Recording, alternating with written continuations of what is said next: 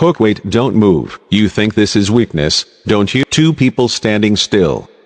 No explosions. No shouting.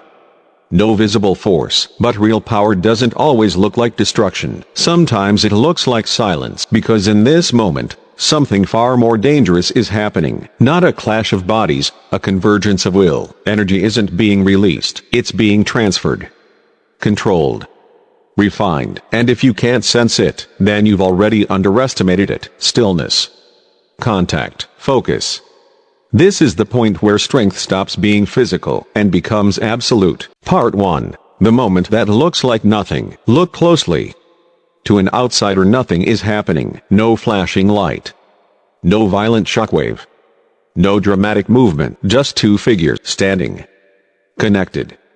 Silent. And that is exactly why this moment is so dangerous, because the untrained eye believes power must be loud. It must announce itself. It must prove itself. But true mastery doesn't perform. It concentrates. Let me, it'll be fine. You're all right. Those words are not comfort. They are control. He isn't asking. He isn't hoping. He already knows what he's doing. Please, Gabi. There's hesitation. Doubt. Because what's about to happen requires trust. Not effort. Then comes the interruption. All right, that's enough. To someone watching, it looks like concern, like they think too much energy has already been spent. You've already given too much of yourself. That could bring you down. That's the logic of ordinary strength. The belief that power is limited, that giving means losing. But this isn't exhaustion. This is synchronization. She's so strong. Yes.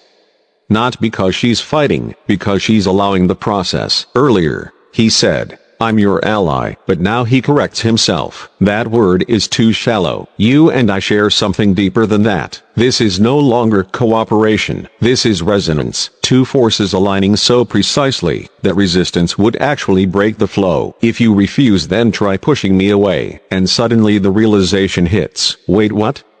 There is no struggle, only stillness, only intensity, and from the outside, it's confusing. What are those two doing? Is that some kind of jutsu? No.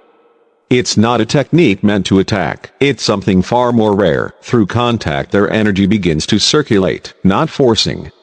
Not taking. Not overpowering. Balancing. He isn't fighting her, he's healing her. And the terrifying part? This kind of power cannot be copied by those who only understand force, because it requires something they never trained. Absolute control. Part 2. The power most people never learn. This is where most people misunderstand what they're seeing. They think power is about output, how much you can release, how hard you can strike, how loudly you can dominate a moment. But that kind of strength is crude, primitive, easy to imitate. Anyone can lash out. Anyone can burn energy. Very few can direct it. Watch carefully. There is no wasted movement, no emotional leakage, no panic. Their breathing slows, their focus narrows, because this isn't about giving energy away, it's about guiding it. Energy, when left uncontrolled, becomes chaos. It destroys the one who carries it just as easily as the one it's aimed at. That's why most people collapse under pressure. They react. They resist. They try to force solutions. But here force is absent. Instead, there is circulation, a closed loop.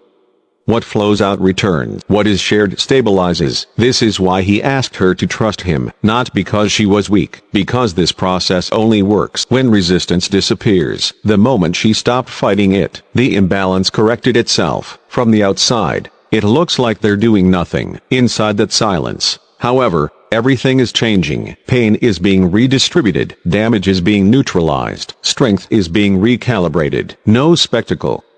No violence, just precision. And that's why the observers can't understand it. They're searching for signs of attack, for something dramatic, for proof that something is happening. But the highest forms of power rarely look impressive. They look controlled. Stillness, in this moment, is not the absence of action. It is action, refined to its purest form. And that is why this kind of strength is so rare, because most people never train themselves to be still long enough to access it. Part 3. The final shift, complete. And now the moment reaches its peak. Nothing explodes, nothing shatters, no dramatic release announces that something has changed. But something far more important happens. The struggle ends, not because one side won, but because there is no longer a conflict to fight. This is the shift most people never experience. They spend their entire lives trying to overpower pain, trying to silence fear, trying to dominate every obstacle through force, and they remain trapped, because force creates resistance. Resistance creates friction. Friction drains power. But here, power is not being spent, it is being reclaimed. The circulation stabilizes, the imbalance fades, breath returns to rhythm. What looked like weakness was correction. What looked like surrender was mastery. He didn't save her. He reminded her body,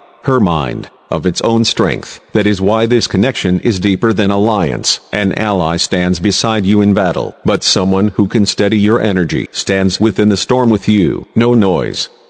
No recognition, no audience applause, just restoration. And this is where the real lesson hides. Most people only believe in power they can see, a punch, a command, a visible victory. But the highest level of strength is invisible. It is the ability to regulate instead of react, to guide instead of force, to remain centered while everything else demands chaos. Anyone can destroy, anyone can react, but to remain still, to direct energy instead of unleashing it, to heal without spectacle. That is discipline at its highest level. That is power without waste. And once you understand this, something changes inside you. You stop answering every provocation. You stop proving yourself to people who don't understand you. You stop confusing movement with progress. You begin to choose where your energy goes, because energy is not infinite, attention is not free, and mastery is not loud. The greatest battles are not fought outwardly. They are resolved in silence and control, in moments that look like nothing to everyone else. But to those who understand, that is where real power lies.